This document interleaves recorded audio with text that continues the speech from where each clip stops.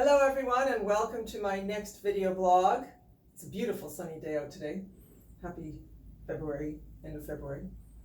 Today's topic is healthy eating, and the topic came around because a few people have had conversations with me over the last week or so about coming out of hibernation and deciding that it's time to get back on the healthy eating track for spring and summer.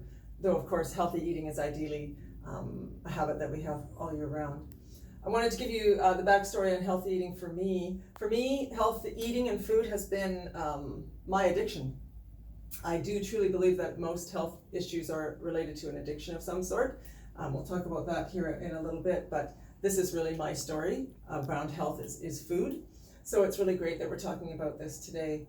My story is that I learned about diets when I was a teenager and about restricting food and who knows what else was going on, and we'll talk about that again here in a minute or two. But my story is that in my teens and into my mid-20s, I went up and down probably 40 pounds several times because of how I was looking at food.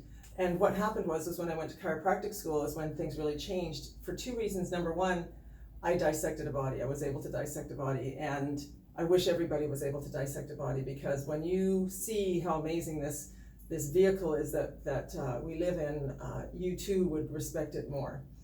So number one was being able to appreciate this body, and that I needed to respect it and feed it properly and exercise it properly, etc. Number two was I did learn about eating for blood type, and that really shifted a lot of my eating habits. So I know what I'm talking about here. So there we go. Healthy eating is a topic we could talk about weekly for a whole year, if not longer. Today, again, we're just going to overview a few things.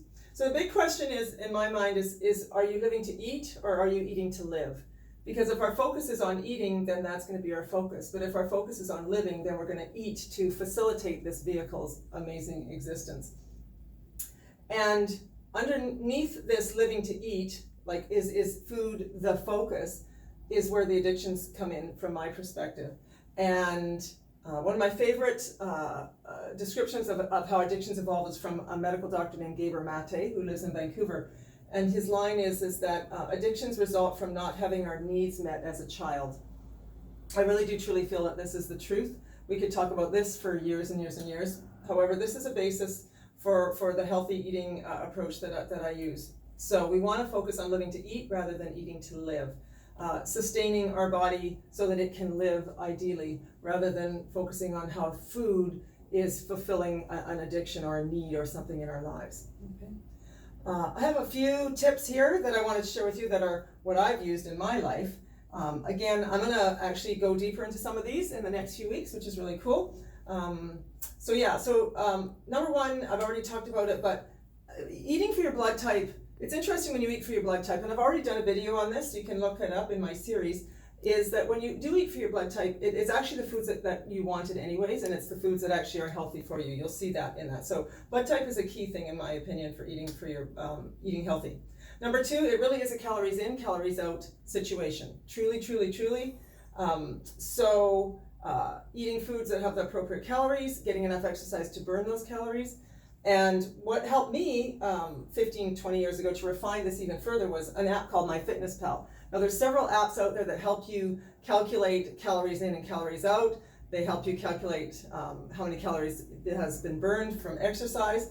It only took me a couple of days of using that app to appreciate that a handful of potato chips was way more calories than veggies and dip, which I already knew anyways, but when you actually see it on the day-to-day calculations, it was really helpful for me. And it changed a lot in my eating habits as well. So calories in, calories out, there's some great apps out there to help you with that. I'm a big fan of a shake and smoothie.